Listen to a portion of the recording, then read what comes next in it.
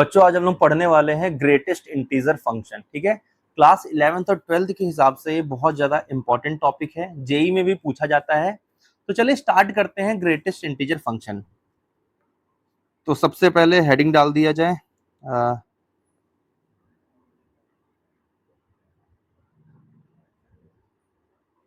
Greatest integer function. Greatest integer function, सबसे पहले क्या करते हैं, हम इसका सिंबल जानते हैं। ठीक है, कि इनकी रिप्रेजेंटेशन क्या होती है। ग्रेटेस्ट इंटीजर फंक्शन को रिप्रेजेंट कैसे किया जाता है, सबसे पहले ये चीज देखते हैं। तो भैया रिप्रेजेंटेशन इसकी कुछ ऐसी है,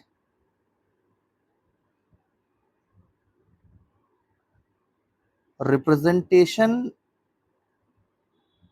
ऑफ ग्रेटेस्ट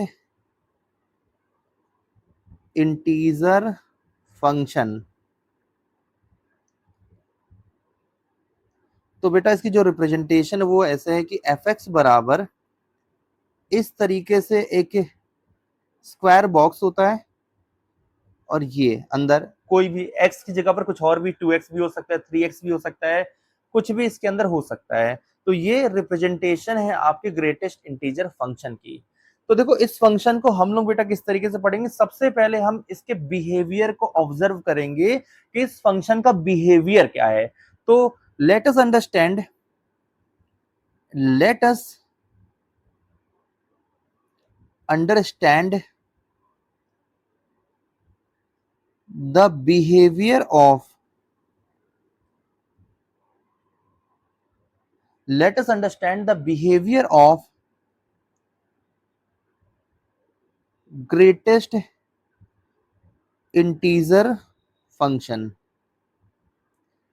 सबसे पहले हम इस फंक्शन के बिहेवियर को ऑब्जर्व करेंगे। देखिए मैं क्या करता हूं कि यहां पर ना बहुत सारे ग्रेटेस्ट इंटीजर फंक्शन लिखता हूं। जैसे कि मैंने एक ग्रेटेस्ट इंटीजर फंक्शन ये लिखा, ये दिस वन, दिस वन। ठीक है, देखो आपको ना यार ये चीजें ऑब्जर्व करनी है। जब मैं यहां पर इन फंक्शंस के अंदर वैल्यू को पुट करूंगा, जब मैं इस फंक्शंस के अंदर वैल्यू को पुट करूंगा, वो क्या आंसर दे रहे होंगे, फंक्शंस क्या आउटपुट दे रहे होंगे, वो चीजें आपको ऑब्जर्व करनी पड़ेगी। जब आप वो चीजें ऑब्जर्व करोगे तो आपको डोमेन और रेंज क्लियर हो जाएगी। बस आपको ये देखिए, फंक्शन का बिहेवियर अगर आपने पकड़ लिया, फंक्शन का अगर आपने बिहेवियर पकड़ लिया, तो आप डोमेन रेंज ऐसे ही आपको क्लियर हो जाएगी। ठीक है, तो मैं क्या करता हूं, इस फंक्शन के अंदर मैं कुछ वैल्यूज पुट करने वाला हूं बेटा। अब वैल्यूज क्या है, देखो जैसे मैंने यहां पर 0 पुट कर दिया,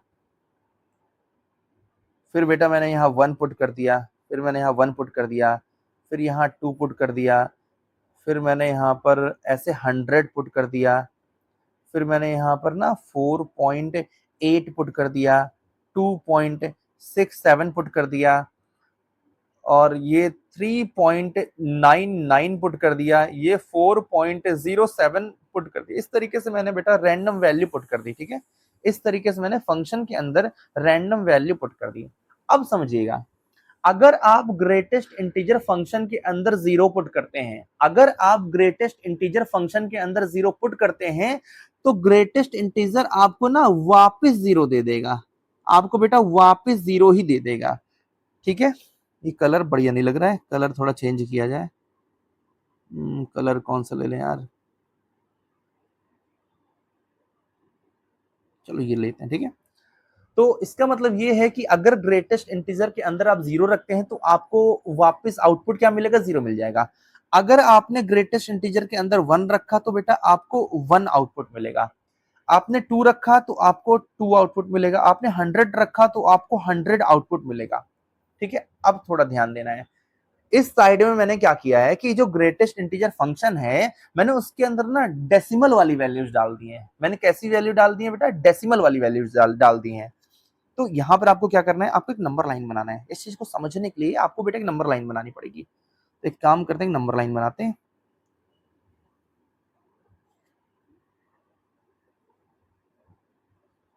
ठीक है, ये एक नंबर लाइन बना दिया।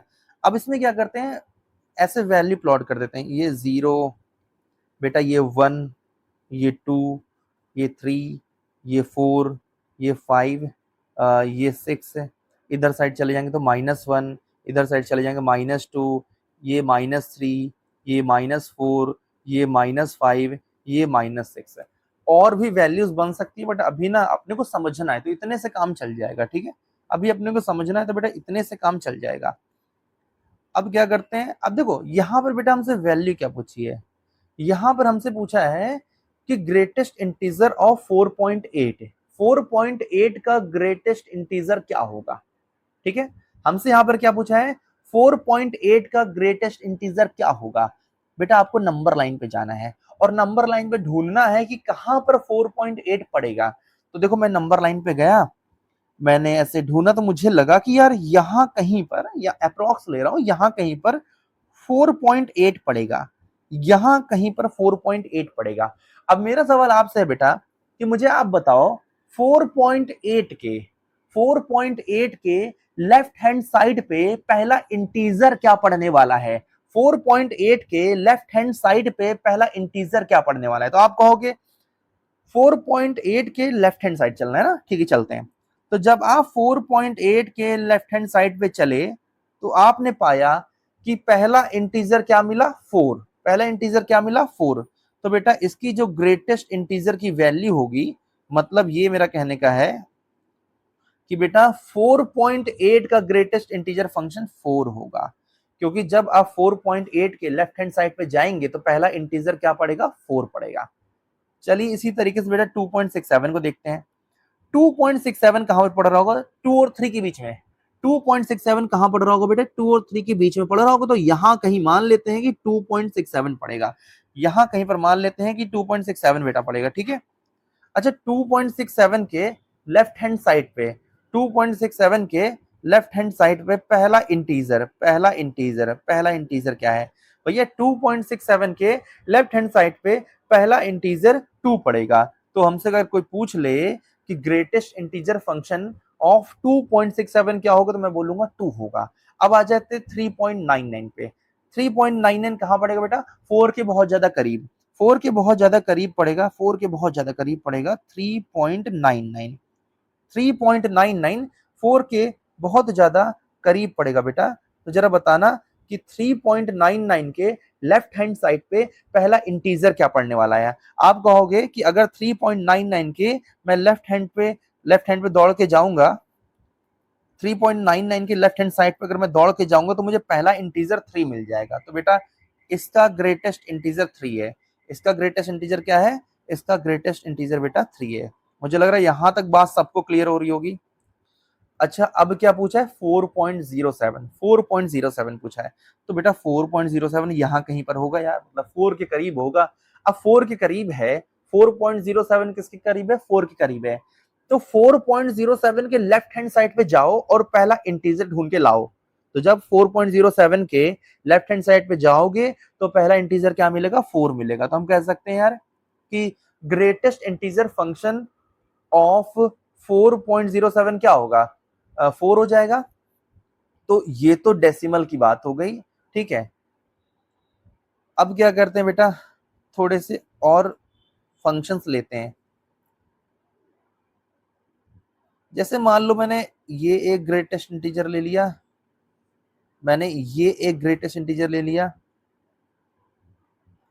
ये ग्रेटेस्ट इंटीजर लिया, ये ग्रेटेस्ट इंटीजर लिया, ये ग्रेटेस्ट इंटीजर लिया, ये ग्रेटेस्ट इंटीजर लिया। ठीक है, अब इसके अंदर मैं क्या कर रहा हूँ, नेगेटिव में वैल्यू रख रहा हूँ। ठीक है, नेगेटिव में वैल्यू रखते चला जा रहा हूँ। तो मान लो मैंने यहाँ पर -6 रख दिया, और मैंने बेटा यहाँ पर -2 रख दिया, और फिर मैंने कहा यार -2.1 रख देता हूँ। फिर मेरे मन में आया कि -4.3 रख दिया, -5 रख दिया। यहाँ पर मेरा मन कर रहा है कि यार √2 रख दिया जाए। क्या रख दिया जाए, √2 रख दिया जाए। अब मैंने कहा भाई चलो अब आंसर करते हैं ना, एक एक वैल्यू का हम लोग अब आंसर करेंगे बेटा। यार कलर जो बड़ा इंटरेस्टिंग सा लेते हैं, कोई थोड़ा डार्क, ये ठीक है बेटा देखो, अगर -6 ग्रेटेस्ट इंटीजर के अंदर पुट किया जाए, अगर -6 बेटा ग्रेटेस्ट इंटीजर के अंदर पुट किया जाए तो हमें आंसर भी -6 मिलेगा, हमें आंसर भी क्या मिलेगा, -6 मिलेगा। इसी तरीके से अगर -2 पुट किया जाए तो आंसर भी बेटा हमें -2 मिलेगा। अब जैसे -2.1 बोला है, जैसे कि बेटा -2.1 बोला है, तो बेटा -2.1 पे, -2.1 पे अगर देखा जाए तो भाई -2.1 देखो, नंबर लाइन पे देखने की कोशिश करनी है। तुम कहोगे -2.1 यहाँ कहीं पर पड़ेगा, -2.1 अगर -2.1 देखने की बात मैं कहूंगा तो आप कहोगे कि -2.1 यहाँ कहीं पर पड़ेगा। अब इसके लेफ्ट हैंड साइड पे जाओ, इसके लेफ्ट हैंड साइड पे जाओ। जब इसके लेफ्ट हैंड साइड पे जाओगे तो पहला इंटीजर क्या मिलेगा आपको, तो भैया पहला इंटीजर आपको मिलेगा -3। पहला इंटीजर क्या मिलेगा बेटा, -3। तो ग्रेटेस्ट इंटीजर ऑफ -2.1 क्या हो जाएगा, -3 हो जाएगा। अब बेटा यहाँ -4.3 की बात हो रही है। अगर -4.3 की मैं बात करूं तो -4.3 बेटा यहाँ कहीं पर हम एज्यूम कर सकते हैं यार, -4.3 मैं यहाँ कहीं पर मान सकता हूँ। अब आप बताओ, इसके लेफ्ट हैंड साइड पे पहला इंटीजर क्या पड़ेगा भैया, इसके लेफ्ट हैंड साइड पे पहला इंटीजर क्या पड़ रहा है, -5। इसके लेफ्ट हैंड साइड पे पहला इंटीजर क्या पड़ रहा है, -5। और -5 का ग्रेटेस्ट इंटीजर क्या होगा, -5 होगा। अब देखो एक आखिरी क्वेश्चन देखो, इसमें √2 लिखा हुआ है ना। अगर कोई पूछ ले कि बताओ भाई ग्रेटेस्ट इंटीजर ऑफ √2 का GIF पूछ ले आपसे, तो बेटा पहले आपको ये पता होना चाहिए कि √2 की वैल्यू क्या होती है, 1.414। √2 की वैल्यू क्या होती है, 1.414। अब आसान बन गया, 1.414 का ग्रेटेस्ट इंटीजर क्या होगा, 1 होगा, 1 होगा। तो भैया ये ना हमने बेटा क्या किया है, ये हमने फंक्शन के बिहेवियर को ऑब्जर्व किया है, ये हमने फंक्शन के बिहेवियर को ऑब्जर्व किया। अब मैं आपसे कहूंगा, अब मैं कहूंगा बेटा थोड़ा ध्यान देना यहाँ पर, अब मैं आपसे कहूंगा थोड़ा बेटा ध्यान देना यहाँ पर, ठीक है। देखो, जब मैं ग्रेटेस्ट इंटीजर के अंदर वैल्यू पुट कर रहा था तो मैंने 0 पुट कर दिया, 1 पुट कर दिया, 2 पुट कर दिया, 100 पुट कर दिया, 4.8 पुट कर दिया, 2.67 पुट कर दिया, 3.99 पुट कर दिया, 4.07 पुट कर दिया, माइनस भी पुट कर दिया, माइनस डेसिमल जो था माइनस में पुट कर दिया, जैसे -2.1 पुट कर दिया, इसी तरह -4.3 पुट कर दिया, √2 भी पुट कर दिया। तो ध्यान से मेरी बात को सुनना, जब ग्रेटेस्ट इंटीजर के अंदर मैं वैल्यू पुट कर रहा था तो क्या कोई रिस्ट्रिक्शंस थी, ऐसा मैंने कहीं बोला कि ये वैल्यू नहीं पुट कर सकते हो। आपने 0 भी पुट किया, आपने पॉजिटिव वैल्यू भी पुट की, आपने नेगेटिव वैल्यू भी पुट की, आपने इंटीजर भी पुट कर दिया, आपने इरेशनल नंबर भी पुट कर दिया, ये सारी वैल्यूज आपने बेटा पुट कर दी है, ठीक है।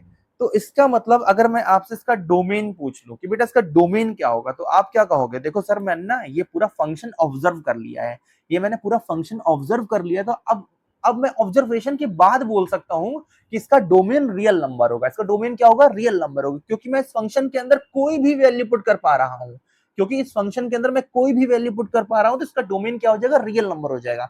फिर मैं कहूंगा बेटा चलो वैल्यू पुट करने की तो बात हो गई कि हम ग्रेटेस्ट इंटीजर के अंदर क्या क्या पुट कर सकते हैं, ये बात तो यहां पर खत्म हो गई। अब आपको ऑब्जर्व करना है कि हमको किस तरीके के आंसर मिले हैं।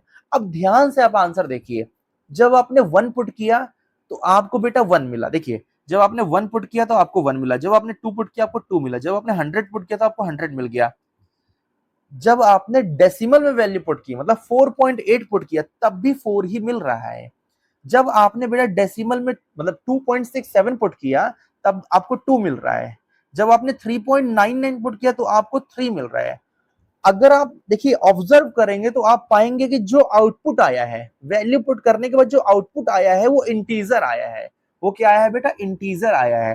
ध्यान से देखिए आप, जो ग्रेटेस्ट इंटीजर फंक्शन के जो आउटपुट्स हैं वो क्या है बेटा, एक इंटीजर ही तो है। इंटीजर को छोड़ के क्या कोई और आंसर आ पाया यहाँ पर, कोई और आंसर आ पाया, ये आपकी ऑब्जर्वेशन बोलनी चाहिए। मतलब आप फंक्शन के अंदर कोई भी वैल्यू पुट कर सकते थे, वहां कोई रिस्ट्रिक्शन नहीं थी, तो डोमेन क्या हो गया, रियल नंबर हो गया। और जो फंक्शन के आउटपुट आए हैं, जब हमने इसके अंदर वैल्यू पुट की है उसके बाद जो आउटपुट आए हैं वो रियल सॉरी वो इंटीजर आ रहे हैं, तो इसका रेंज क्या हो जाएगा, रेंज बेटा इसका इंटीजर हो जाएगा। तो देखिए अब मैं लिखता हूं यहां पर कि अगर मुझसे कोई पूछ ले कि भैया ऐसा है कि जरा डोमेन बताओ, domain of GIF, greatest integer function का हमसे कोई पूछ ले बेटा डोमेन बताओ, तो हम बोलेंगे भैया सुनो, डोमेन इसका रियल नंबर होगा, क्योंकि इसके अंदर हम कोई भी वैल्यू पुट कर सकते हैं, तो डोमेन रियल नंबर हो गया। फिर कोई पूछेगा अच्छा sir ji range of GIF क्या होगा, ग्रेटेस्ट इंटीजर फंक्शन का रेंज क्या होगा, तो हम कहेंगे भाई हमने ना इतना इसमें ऑब्जर्व कर लिया है, अगर रेंज हमसे कोई पूछेगा तो हम बताएंगे रेंज इंटीजर होगी। रेंज क्या होगी बेटा, इंटीजर होगी। ठीक है, तो मुझे लगता है ये बात तो समझ में आ गई होगी। अब आपसे अगर कभी भी कोई पूछ लेना कि जरा बताना कि ग्रेटेस्ट इंटीजर फंक्शन का डोमेन क्या होगा, रेंज क्या होगा, तो बोलना डोमेन रियल नंबर होगा और रेंज क्या होगा, इंटीजर होगा। अब एक आखिरी चीज समझ लेते हैं बेटा, ग्राफ को। ठीक है, फंक्शन का बिहेवियर समझ लिया है, डोमेन रेंज समझ लिया है, लेकिन ग्राफ अगर नहीं समझेंगे तो बात कंप्लीट नहीं होगी। तो graph of GIF, graph of GIF. ठीक है, अच्छा इसका एक और नाम होता है यार, ठीक है मैंने नाम नहीं लिखा, इसका एक और नाम होता है, इसको फ्लोर फंक्शन भी कहते हैं। ठीक है, इसको क्या बोलते हैं, फ्लोर फंक्शन भी कहते हैं। अब फ्लोर फंक्शन क्यों कहते हैं वो समझाता हूं बेटा, पहले इसका ग्राफ समझ लेते हैं।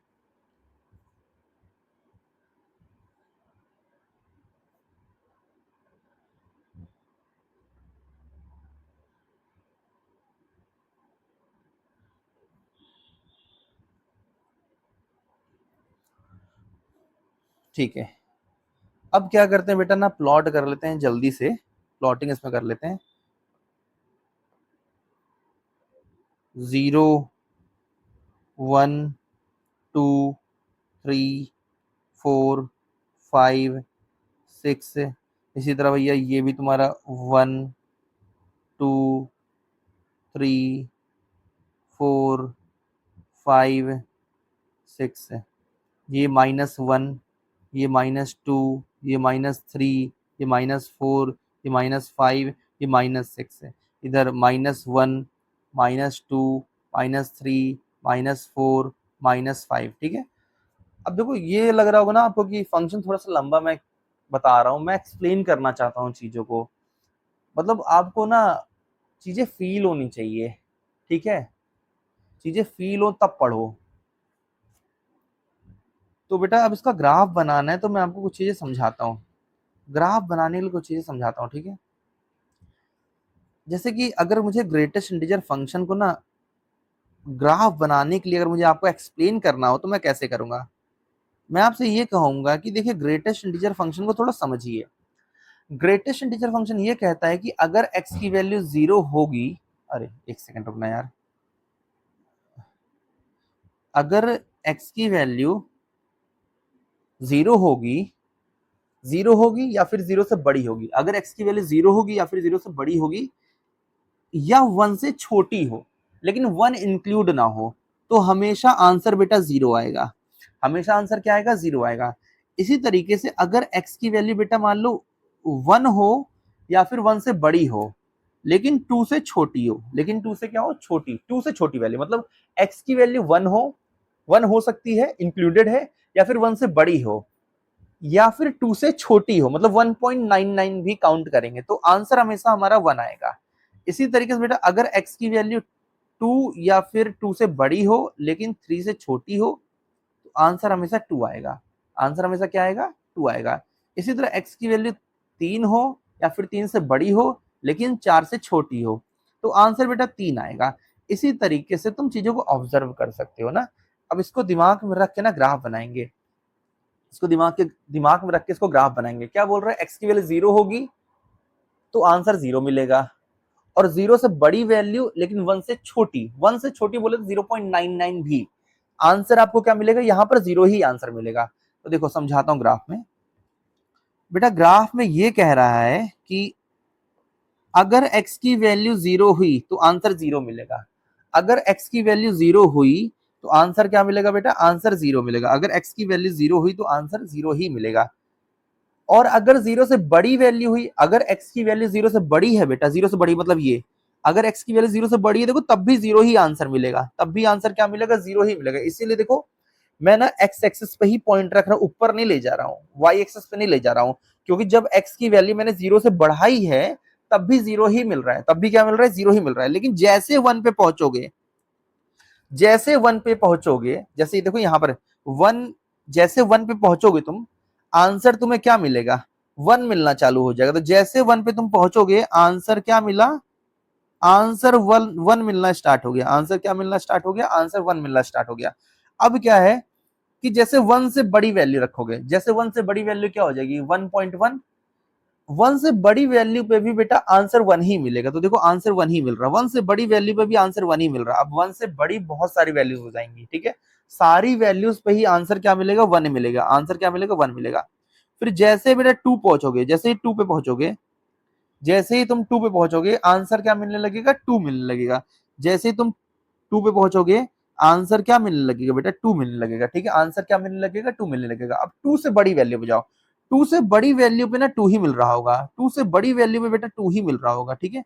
2 से बड़ी वैल्यू पे 2 ही मिल रहा होगा। लेकिन जैसे 3 पे पहुंचोगे, जैसे 3 पे पहुंचोगे, आंसर बेटा 3 मिलने लगेगा। आंसर क्या मिलने लगेगा, 3 मिलने लगेगा। अब 3 से बड़ी वैल्यू पे आंसर 3 ही मिल रहा होगा, 3 से बड़ी वैल्यू पे आंसर 3 ही मिल रहा होगा। लेकिन जैसे आप 4 पे पहुंचोगे, जैसे आप 4 पे पहुंचोगे, आंसर आपको बेटा 4 मिलने लगेगा, आंसर आपको 4 मिलने लगेगा। एक बार इस ग्राफ का स्ट्रक्चर को ऑब्जर्व करो।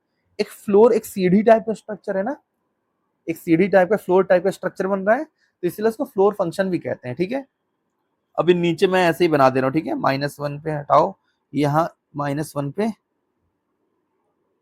ऐसा मिला अपने को, देन यहाँ पर -2 पे, एक सेकंड थोड़ा सा गड़बड़ कर दिया यार,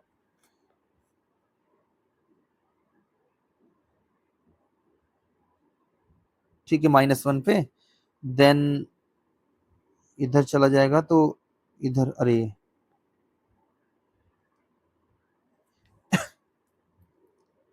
इधर डार्क हो जाएगा, ठीक है। ऐसे बनेगा कुछ ग्राफ हमारा। -1 से 1, 0 से 2, हाँ काफी है। अब आप ध्यान से देखोगे ना, तो ये थोड़ा सा आपको फ्लोर टाइप का स्ट्रक्चर दिख जाएगा ना, फ्लोर टाइप का आपको स्ट्रक्चर दिख जाएगा। तो कुछ ऐसा बेटा ग्राफ होने वाला है आपका ग्रेटेस्ट इंटीजर फंक्शन का, कुछ ऐसा ग्राफ होने वाला है। नॉर्मली आप ग्राफ देखोगे तो ना कुछ चीजें यहाँ पर हटी रहती है, क्योंकि मैं बताता हूँ। जैसे कि ये चीजें बेटा, ये एक, यार थोड़ा सा मेरे से मिस्टेक हो रहा है भाई, मैं इसको कैसे वापस ला सकता हूँ, ठीक ठीक ठीक, मैं वापस, आपको ग्राफ तो समझ में आ गया ना। पहले मैं इसको पूरा कंप्लीट कर दूं, जो हटाना है वो नहीं हटा रहा था मैं। आ, हटाना क्या है भाई मेरे को, ये वाली ना, सब चक्करों में मेरा ग्राफ गड़बड़ हो जा रहा था, मेहनत से बनाया भाई।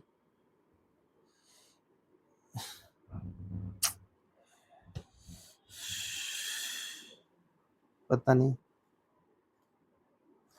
भाई साहब, सही से बनना, जो पॉइंट कट रहे मैं, भाई देखो ऐसा है, इस ग्राफ को मैं ऐसे ही रखता हूँ, ठीक है। इस ग्राफ को मैं ऐसे ही रखता हूँ, ज्यादा इधर उधर करूंगा क्या है ना, मैं बता दे रहा हूँ कौन कौन सी लाइन आपको ग्राफ में देखने को नहीं मिलेगी, वो मैं इस तरीके से बता दे रहा हूँ, ठीक है। ये वाली जो लाइन है ना, इस तरीके की लाइनें शायद कुछ बुकों में आपको देखने को नहीं मिलेगी, इस तरीके की लाइनें, तो ये हटा लेना यार, ठीक है ना। ये हटाने के बाद इस तरीके की लाइनें हटा देते हैं ग्राफ के अंदर, ठीक है ना। ये इस तरीके की लाइनें हटा देते हैं ग्राफ में, बस इतना ही रखते हैं, ठीक है। थोड़ा सा ग्राफ में अगर कोई प्रॉब्लम हुई हो तो बताइएगा, ग्राफ को अलग से मैं एक्सप्लेन कर दूंगा, ठीक है, क्योंकि वीडियो बहुत ज़्यादा लंबा हो जाएगा, मैं उतना ज़्यादा लंबा वीडियो नहीं करना चाहता हूँ। लेकिन अगर आपको एक्चुअली में अगर ग्राफ में प्रॉब्लम हुई तो आप मुझे ना, आप कमेंट करना, मैं उस ग्राफ को और बेहतर एक्सप्लेन कर दूंगा, ठीक है। मैं चाहूंगा कि अगर आपको दिक्कत है तो वो दिक्कत आप बताइए, ठीक है। ग्राफ बनाया सही है, बट कुछ पोर्शन इरेज करना था, वो मेरे से इरेज अभी हो नहीं रहा है, ठीक है। तो क्लास में इतनी ही रखता हूँ आज, बाकी जो भी प्रॉब्लम आपको होगी आप कमेंट करिए, ठीक है, आप कमेंट करिए। तो वीडियो यहीं पर एंड करते हैं।